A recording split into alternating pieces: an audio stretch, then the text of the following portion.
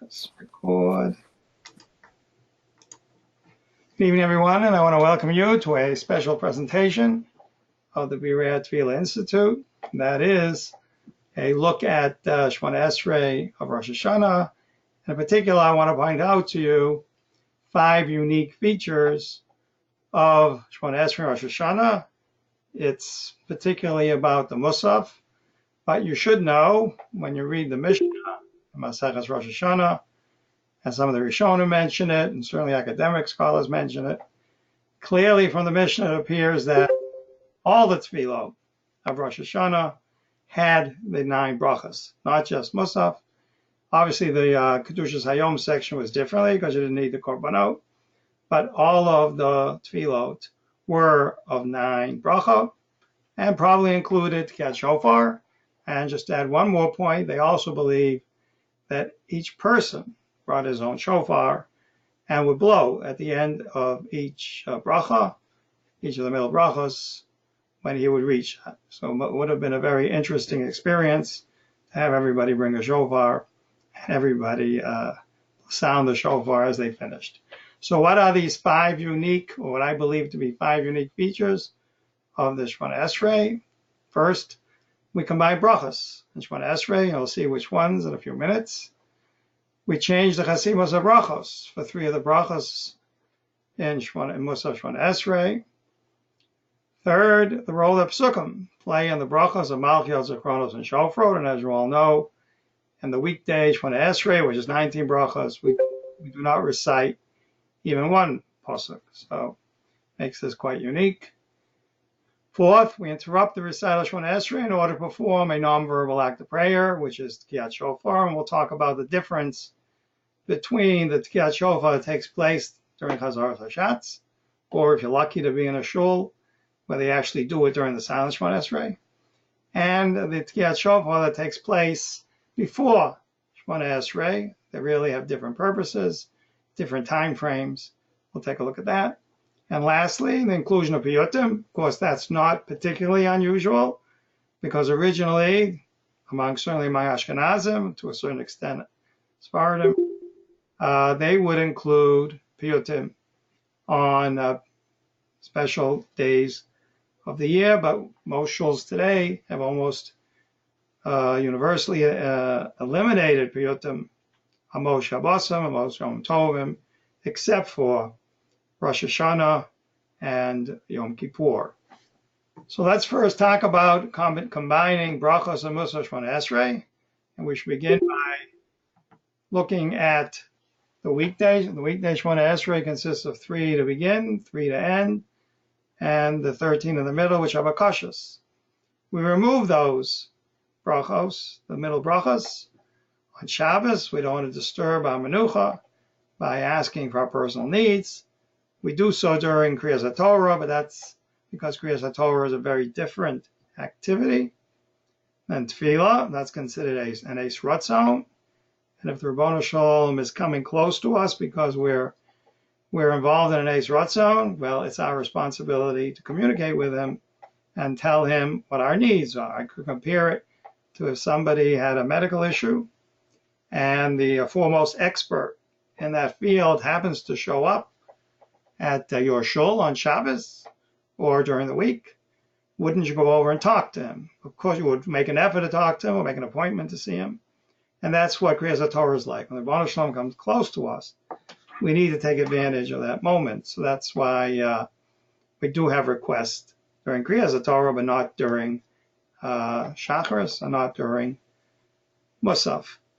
So on Shabbos and Yom Tov, we have 7. We have 3 opening, 3 closing, and the middle bracha is Kedushas Hayom. We declare the special sanctity of the day. For Shabbos, it's Menucha, and on Yom Tov, it's Sosam V'Simcha.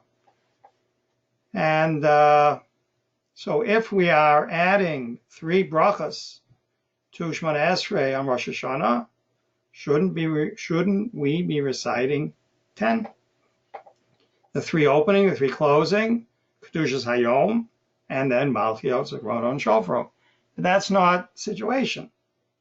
In fact, as we'll see in a moment, we combine Malchiot with both the 3rd bracha, Kedushas Hashem, declaring the sanctity of God, of the distinctiveness of God. And also we add Malchiot to the fourth bracha. So we combine them in order that we can come up with 9. What's so special about reciting 9 brachas that we actually go ahead and combine brachas? So the Gemara asks the same question. Hane Teisha Rosh Hashonah Keneged Mi. What do these 9 brachos correspond to? Rabbi Yitzchak, the man Katriginan. Rabbi Yitzchak from the city of Katriginan said, Keneged Tisha as Karosh Amra Chana B'Tfilasa. It's to correspond to the 9 times that Chana, when she was praying for a child, she was infertile, recited the Ribono Shel Olam's name. Mar Rosh Hashonah Nifked Sarah Rachel V'Chana. Mar said, Rosh Hashonah, the Ribono Shel Olam remembered 3 famous women from the Torah, from Tanakh, who were barren, who were unable to have children, Sarah, Rachel, V'Chana. So the 9 times that we mention the Ribono Shel Olam's name are the 9 times that we mention the Ribono Shel Olam's name and the brachas, because that's the important point within a bracha in which we mention the Ribono Shel Olam's name. So we want to have 9 mentions of God in 9 brachas in order the Ribono Shel Olam should answer our tefillah, just as he answered the tefillah of Sarah, Rachel, and Chana. And as I was reading this, it actually dawned on me that if unfortunately there is a woman in the community who is having trouble having children, this seems to be some sort of advice that she should pay close attention and daven with great kavanah the Musaf Shemona Esrei and recite the Ribono Shel Olam's 9 names in the hope that Ribono Shel Olam will answer her tefillot just as he did the tefillot of Sarah, Rachel, and Chana. And we'll see again in a few minutes the importance of the number of times that the Ribono Shel Olam's name appears. So this idea of combining brachos really has a very, very long history.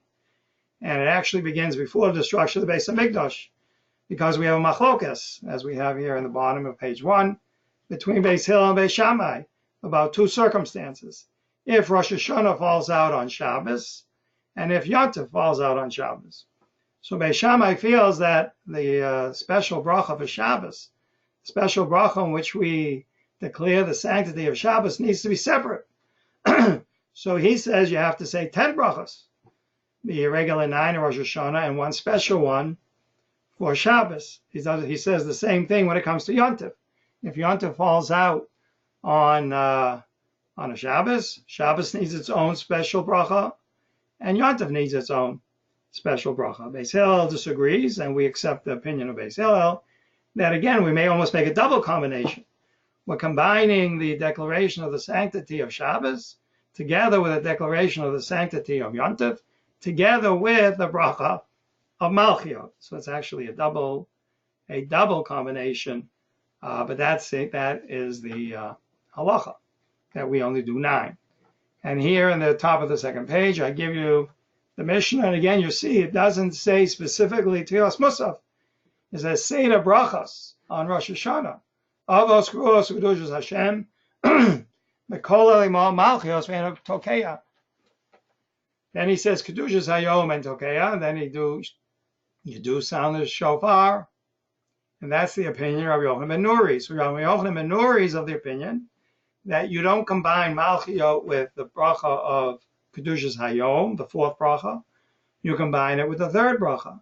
Rabbi Akiva disagrees. Rabbi Akiva says it should be combined with the bracha of Malchiot, particularly for the fact that we're blowing shofar. And we're blowing shofar because we're declaring the Ribono Shel Olam to be king of the world. We're celebrating his coronation, celebrating the first day of the world when God, the Ribono Shel Olam, became king of the world. So what did Chazal decide?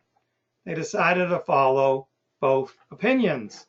So if you pay close attention to the 3rd bracha, you will see that even though during the course of the year, as I said before, we do not add psukim to the 3rd bracha in the silent Shemona Esrei, we do in Kedusha, interestingly enough, for probably the same reason, because it's Malchiot, because it is Malchus, so it's declaration of God's Malchus. And we begin with V'chein saying Pachtacha. So we change the wording, and we have Psukim. Pay close attention. This Rosh Hashonah, when you recite the third bracha, Shemona Esrei, and notice we have two Psukim that are basically Psukim Malchio, Yimloch Hashem Li'olam, and Vayigba Hashem Tzvakav Mishpat. So that's an indication that we're combining the bracha of Malchio together with the bracha of Kedushas Hashem.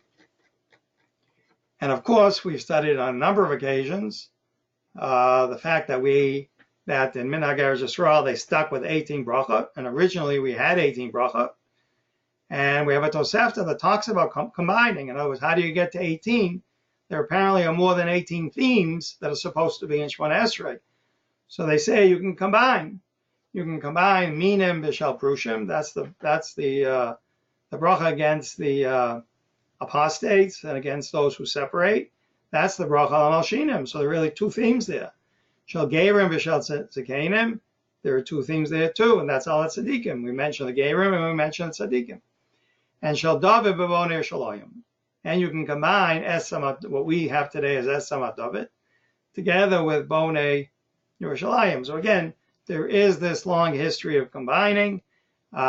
We do it, I guess you could say, we do it every Yontif that falls on a Shabbos, and we particularly do it on Rosh Hashonah, but it's always here too. Why do they want to come up with the number of 18? Because the Ribbono Shalom's name appears 18 times in Tehillim chapter 29, Mizmor David, that we recite as we return the Sefer Torah, at least we Ashkenazim do, on Shabbos. So again, we want to say God's name 18 times in brachas in order to correspond to the Ribbono Shalom's name. So again, it's particularly noticeable on Rosh Hashonah because you can easily make the argument, Beis Shammai does, that you really should be 10. But you see that we want to have 9 brachas. And again, this Tosefta, I always like to point out, this Tosefta sort of resolves the issue is what's the 19th bracha? Because at the time that they had 18, Alam the bracha Birchas Aminim was in existence. It was Padash Shemona Esrei. That's what the Tosefta is telling you. So it can't be that Minim were the 19th bracha. And now, thanks to the Kairo Geniza, we know for sure, and we know from Kalir's Piyutim, his kruvot, that he never provided a kruva for Esamat David because it didn't exist in his Shemona Esrei. And I always like to point out that we Ashkenazim and even the Sephardim, I think, we have a remnant of the time when Esamat David and Bonei Yerushalayim were combined, because at the very end of the bracha Bonei Yerushalayim, we say, V'chisei David me'ero l'sochatachin. That's the theme of Esamat David. What's it doing here? And it's actually in a very important place, because we're supposed to mention the theme in the closing bracha, and we're also supposed to mention the theme just before the closing bracha. And here we're mentioning the theme of Esamat David just before the closing bracha Bonei Yerushalayim. We can do that because at one time these two brachos were one. The interesting question is, why did Chazal choose to go to 19? Why did they choose in Bavel to split Bonei Yerushalayim into two? I don't have an answer. I keep that in mind every time I read something. Maybe I'm going to find an answer. So that's combining brachos, which is unique in the Musaf Shemona Esrei. We also changed the chasimos of brachos for 3 of the brachos, and we have to have a reason. We don't just do it because of the Sefer Shemei Tshuva. We have to do it because the theme of the bracha has changed. So we changed from a Kel Kadosh to a Melech Kadosh. We changed from a Kadosh Yisrael Vazmanim to Melech Al Aretz Mekadosh Yisrael V'Yom HaZikaron. And we, true Ashkenazim, changed from Avarech Am Yisrael B'Shalom to Oseh Shalom. So the first 2 are not difficult to understand if you keep in mind some of the rules of brachas. All the bracha, kol brachos acha chisomeim. The closing bracha is required to enunciate the theme of the bracha. So we changed the ending of the third bracha from a Kel Kadosh to a Melech Kadosh because we've added Malchiot. We've added the theme of Malchiot. So we have to mention that theme in the closing bracha. So we go from a Kel Kadosh to a Melech Kadosh. The same thing for the second bracha. Usually we close with a Mekadesh Yisrael Vazmanim. First of all, Rosh Hashonah is not technically one of the Zmanim. It's somewhere in the middle, so to speak. It's sort of a Moed, so it isn't a Moed, so we just name it. We don't refer to it as Manim, but because we have included the theme of Malchiot, that's why we have to mention Melech. We have to mention the Rosh Hashonah as Melech in the closing bracha. So the interesting question, and I feel very strongly about it, is this change from Avaris HaMashal Shalom to Osa Shalom. And there are Rabbanim today, even among Ashkenazim, who feel that the original Mapei Bracha was Avaris HaMashal Shalom and should not be changed. But that may not be true of Ashkenazim. It's true for Sephardim. Sephardim never changed the bracha from Avaris HaMashal Shalom because they follow Minhag Bavel. And Minhag Bavel, the Babylonian custom, was to end the bracha with Avaris HaMashal Shalom. So yes, for Sephardim, the original Mapei Bracha, the original form of the bracha, was Avaris HaMashal Shalom. But not so for Ashkenazim. We can trace our Tefila to Minhag Eretz Yisrael.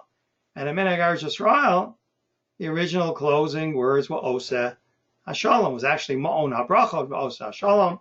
But because of the rule that we're not supposed to end with two themes, so they shortened it to Osa HaShalom. The Rokeach tries to give a hashkafic explanation for why we want to say Osa HaShalom. He says, we don't say that the standard bracha ending, the fee, because it really makes no sense. We're standing in front of Ribono Shel Olam in judgment. When I'm standing in front of a judge in court, I'm expecting him to say guilty or innocent, or for the plaintiff or the defendant. I'm not expecting him to bless me. So it seems inappropriate that we should be talking about Ribono Shel Olam as blessing or expecting a blessing on a day in which Ribono Shel Olam is judging us. Ach Omer Osa Shalom. That's why we say Osa Shalom. Sha'afal bi she'osa mishpat yeh shalom ba'olam. So even though Ribono Shel Olam is trying to do what's just in judging us, that doesn't mean that he can't provide peace in the world. So we can still say Osa Shalom, but saying Avaris HaMashal Shalom seems like we have forgotten what day of the week it is or what holiday we're involved with. We're in the day Yom Adin, we're in a day of judgment. So we shouldn't be expecting Ribono Shel Olam to bless us on a day of judgment. And then I give you a medrash in case you have any misgivings or not sure that in Minhag Eretz Yisrael those were actually the bracha endings. So I give you a midrash, and the midrash talks about how you can trace the inclusion of the 18 brachas of Shemona Esrei, the different themes, to the psukim in chapter 29, the one that we just spoke about as having the Ribono Shel Olam's name 18 times. And you will see that when it comes to the bracha of Bonei Shaloyim, it's Elokei David Bonei Shaloyim, because there's no Esama David. So the theme of David has to be included. Now, they do have two themes, and that's because this was composed before the rule of having two themes, and they never changed it.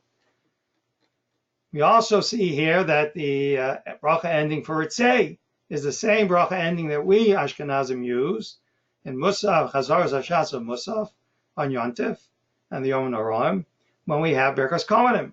We want to go back to the original form of the bracha, and that was Sha'oscha Levadcha B'Yiranavo. And then when it comes to the last bracha, it was Osa HaShalom.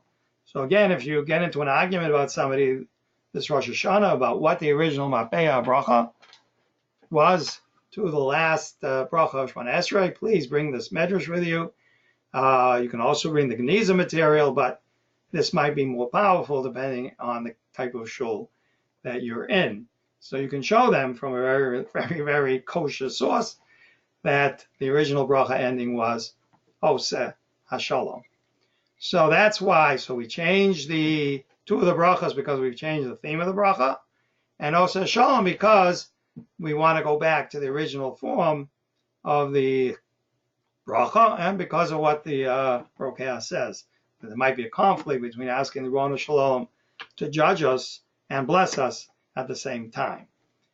The next unique feature of Shemona Esrei is the fact that we include psukim. Now we don't, as I said, we don't include psukim in the standard Shemona Esrei, at least in the silent Shemona Esrei. We do, interestingly enough, add psukim during Hazar Lashatz, whether it's Kedusha, whether it's Birkas Kohanim, we add psukim. So there are those who believe that the original form of Tefila, and this comes from Rabbi Zev Yavitz, who wrote a very important sefer in the 1800s called Makor Brachot, where he traces a little bit of the development of Tefila, and it's available for free online if you look for it. And he says the earliest brachos and prayers consisted primarily of verses of Tanakh and chapters of Tehillim. They were not accompanied by the recital of a form of bracha, except at the conclusion of reciting them. And that's why Hallel is a collection of chapters, and we all know that the ending bracha is mentioned in the Gemara, but the opening bracha, the way the Gemara talks about it, some places did, some places didn't recite the opening bracha, and whether we need an opening bracha is a very important question. Certainly when it comes to Shema, Shema is a collection of psukim. We do not have an introductory bracha. You can look at Emes V'Yatziv or Gal Yisrael as being the closing bracha. But then the Haggadah, really the Haggadah, when we say Hallel, one of the reason I like to give for why we don't open up Hallel with a bracha, the Haggadah, is because who says we need one? Originally, there may not have been a bracha because it's just like Kriya Shema and some other mitzvos that don't have a bracha before them. So psukim are very, very important, particularly given the fact that if you check the Sifrei as to what exactly is Avodah Shebelev, because we always talk about Tefillah as being service of the heart, and that comes from the pasuk in Kriya Shema, U'li'avdo b'chol levavachem. But everyone always quotes only half the medrash, and that always disturbs me. If you go back, that's why you always have to check the sources yourself. Don't accept what someone else says that source says. And what's interesting is that the Sifrei gives two alternate explanations. One is, yes, it's Tefillah. Second one is that it's Limud Torah.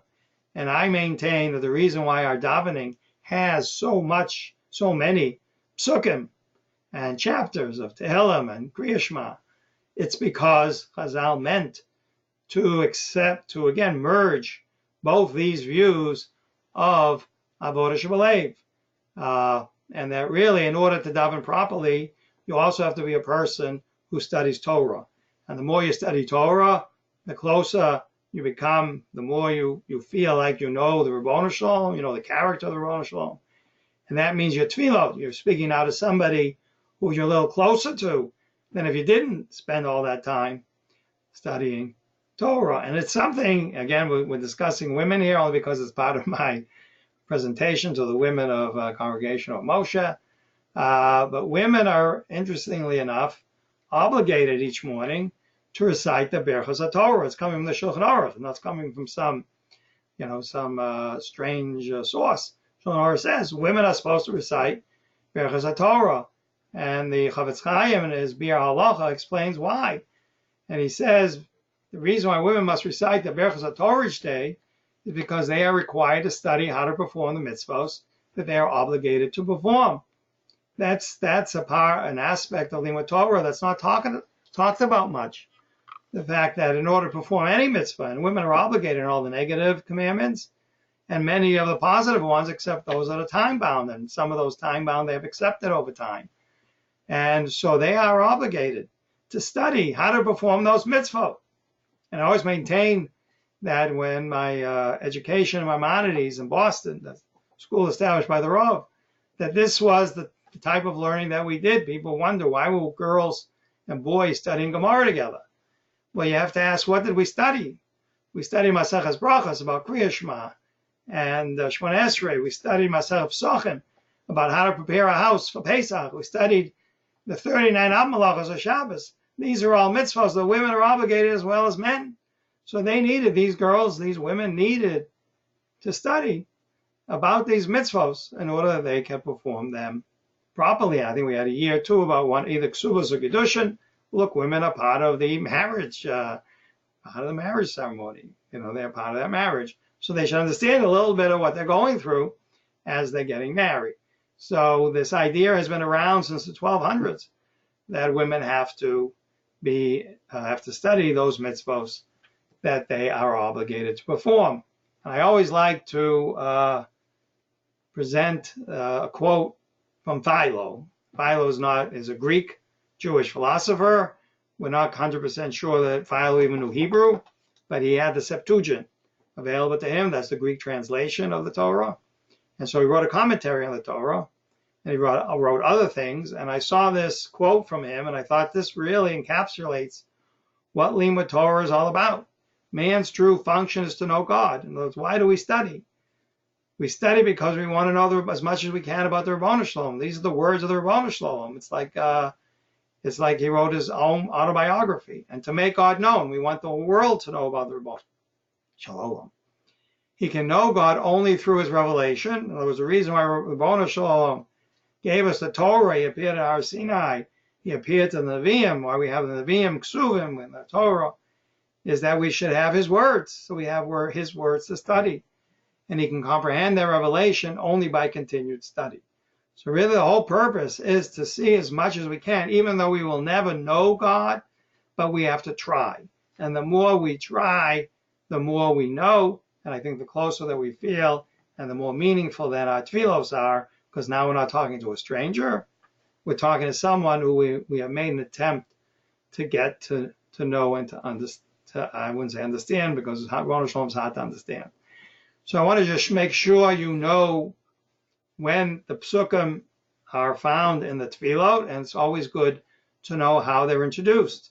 So the psukim from the Torah are always introduced by the words Kakasu b'sorasecha, and there are 3 psukim of the Torah. Psukim from Ksuvim are always introduced by the words of V'divrei Kachecha Kosav Leimor, and there are at least 3 of those as well. And Psukim from Nevi'im are introduced by the words V'al Yedei Avodecha Nevi'im Kosav Leimor. So as you're reciting Malchiot, Zechronot, and Shofrot, look for these introductory words. That way you know that you are now involved in the Psukim. You're involved in Limud Torah, because every time you recite a pasuk, as you're davening, you're reviewing what that pasuk means. That's Limud Torah. And that's the combination that Chazal wanted, that we should, in our tefillot, perform avodah shebelev, both through Limud Torah and through tefillah. So look for those psukim and pay close attention, because they are the core. They are the core of those 3 additional brachos that we recite on Rosh Hashonah. 4th, we interrupt the recital of Shemona Esrei in order to perform a nonverbal act of prayer, Tkiat Shofar. And here you have to distinguish, and I give you excerpts from an article that was written by Rabbi Yitzchak Bernard, distinguish between the Tkiat Shofar that take place before Shemona Esrei and the ones that take place either during the silent Shemona Esrei, or more likely it's during the Chazoros Hashatz. And they are an essential part of Shemona Esrei. They are part of Shemona Esrei. And in the words of Rabbi Bernard, what we're trying to do is replicate the original purpose of Tkiat Shofar, which was to celebrate, to commemorate the creation of the world, the day the Ribono Shel Olam became coronated, which is Rosh Hashonah, to be king of the world. And that's Yom HaZikaron. We are remembering the Ribono Shel Olam's creation of the world and his being coronated as king. That's different than what takes place before Shemona Esrei. Before Shemona Esrei, that was introduced based on the view that Rosh Hashonah is Yom Adin. And the Gemara gives the reason is to confuse the Satan, that the Satan should not argue against us during Shemona Esrei, because that's the key. The blowing of the shofar that takes place during Shemona Esrei is the Torah. That is the key Kriyat Shofar. The one that takes place before is really to remind us that it's Yom Hadin. And basically, we have Midrashim, and he includes it here, that talk about the fact that the Ribbono Shel Olam, through the sounding of the shofar, steps down from his throne of din. In other words, if the Ribbono Shel Olam were to judge us by din, by the strict rule of law, we wouldn't survive the next year. We need the Ribbono Shel Olam to step down from his throne of din to his throne of rachamim, that he should have compassion, recognize that we are human, and allow us to live an additional year, even though we are not perfect people, and we have faults, and we have sins. And that's what the purpose of the first set of Tkiyot, and I encourage you to read the excerpt. He presents it very nicely. And that's really the distinction between the first.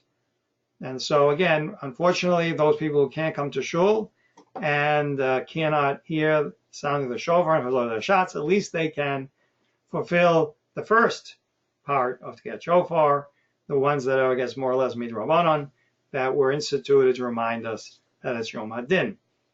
And the last change, of course, is Piyutim, and as we've discussed in the past, the purpose of Piyutim is to enhance the meaning of davening, and that's because during the course of the year, certainly when it comes to the Yom Tovim, we basically recite the same Shemona Esrei, whether it's Shavuos, whether it's Sukkot, whether it's Pesach. The only thing we change is the name of the holiday and the character of the holiday. They used to recite, or I think maybe among some Ashkenazim, they still recite Piyutim on those days because those Piyutim talk about much more about the holidays themselves, about Sukkah, about Lulav and Esrog, on Pesach, about Yetzias Mitzrayim, Shavuos, about Matan Torah. That's the purpose. The purpose is that it shouldn't be the same.